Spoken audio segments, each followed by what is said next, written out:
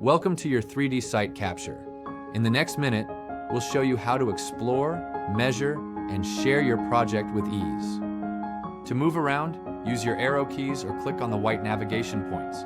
Click and drag to look around, and use your mouse wheel or trackpad to zoom in and out. Switch between floors using the floor selection menu. This makes it easy to focus on a single level or review the entire site, one floor at a time. Need quick measurements? Select the measurement tool, click your starting point, and then your end point. The exact distance will appear instantly, perfect for checking wall lengths, ceiling heights, or space for fittings. Change perspectives with the 3D model views. Use Dollhouse view for an overall layout, floor plan view for a top-down perspective, or inside view for a walkthrough experience. Navigate to important areas instantly with highlights.